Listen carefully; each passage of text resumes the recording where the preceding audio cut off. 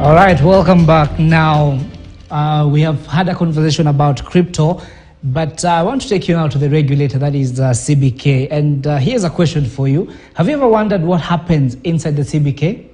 Did you actually know you could walk into the CBK with your old note and exchange them for new ones? Well, Noah Kipkimboy got an opportunity to walk inside CBK and joins us now with more. Noah, good afternoon. I hope you were shown where the vault is. Did you get that lucky? CBK, you know, it's the bank for government. So it banks county government, national government, our ministries, department, agencies, all this.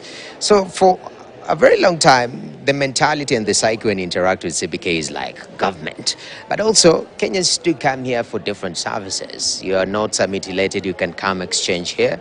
At the same time, you want to buy, T-bills, treasury bills and treasury bonds, you come here. So there's a lot of activity happening in this particular space we call the Central Bank of Kenya. The question is, how are they changing? Are they modernizing with time as they should? Well, right now I'm joined by Rahab. Rahab, good to see you. You're in charge of front office. I know customers are very important to Central Bank. Maybe if we may just take a little bit of a walk. I see you have seats. I wasn't expecting for us to have seats in the Central Bank. What change are we seeing in the CBK as we speak? Yeah, thanks, Noah. This week we've been doing Customer Week, and really what we've been doing is reminding ourselves that we really need to raise the game in customer service. And this is across head office, Eldoret branch, Mombasa branch, Kisumu and Kisii Center. And the reason we are doing this really is to be able to interact with our customers, to get feedback from them, to hear what are some of the things we can change so that we can improve their experience as they come to the banking hall. And we've also changed some of the things at how we used to do things. We used to have a lot of, disappointment or customer disappointment when it comes to how we ticket or how we manage our queues.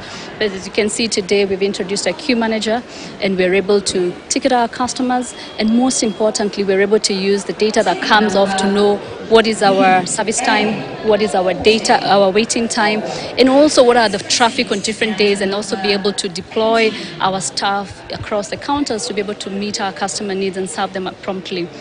And of course, over time, with this data, we'll be able to use similarly to see what kind of training we need to offer to our staff so that they can be able to meet our customers' needs as they serve them. Definitely. So is this a new phase of CBK? Are we expecting to see more changes, especially when it comes to engaging your customers, which is the Kenyan people?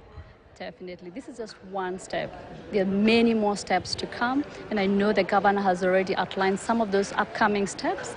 And yes, we are definitely changing how we interact with our customers and continuously improving our customer service. Thank you very much, Rahab. I'm coming with my mutilated notes here to exchange them right here at the CBK. It's about having Kenyans come here and get the best of services. Well, earlier on, we spoke to the Central Bank governor in regards to these changes and what it means for CBK reaching to the people of Kenya. Let's listen in. And we are not looking at others in terms of competing with them. So we are learning as we improve. So for instance, we have now the queue management system, which is working very well. You come in, take a number from the ticket machine, you can do it on your WhatsApp, etc. So there's a lot that is happening. But I think this is a journey, and there are other things which I'll mention that we'll be doing.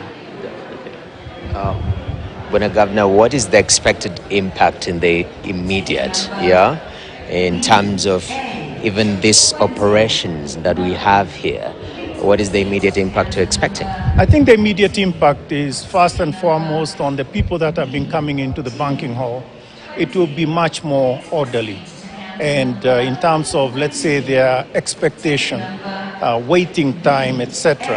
And if there's any concern whatsoever, you can figure out where the problem was. So in that sense, it is using technology that is there, queue management system, to manage each customer individually as they come in. So they can sit anywhere, they will be called, and it is an efficient sort of mechanism. So that is one. Secondly, from our perspective, we will improve, we appreciate the improvement that has taken place. And we'll try and figure out, and in a sense, to tweak the system. So, for instance, if on a particular day you have a lot of, let's say, walk-ins demanding or requesting a particular service, we'll put more people there. And we'll begin to use the data that comes from this queue management system through time. I mean, at this moment, we were doing it kind of very informally. So now it will be much more formal, using data. But having said all that, it will allow us to see and to prepare ourselves for the big launch, hopefully next month, of our central depository, CSD, Central Securities Depository. So this is going to be a big step forward. We'll talk about it when that happens. But I think we are actually preparing for that moment. So this is sort of like, testing the waters, and in a sense, from our staff perspective, in the back end, preparing ourselves for this big launch. And they talk about the digitization element of banking, yeah? We want to bank from our houses. I know Central Bank is standing at a unique position, being a banker for the government and also engaging with government, directly. Talk to us about the digital aspect of it and how it integrates with this brick-mortar reformation that we are having here. Thank you. So first, Kenyans have now got to a point where they appreciate services on their mobile phone. So that is something that is not common in other countries, but Kenyans are already there.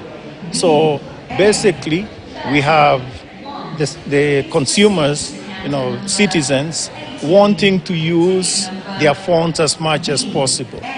So for those of you that invest in T-bills, or for that matter, government bonds, from next month, once we launch the new CSD, you'll be able to do all that on your phone.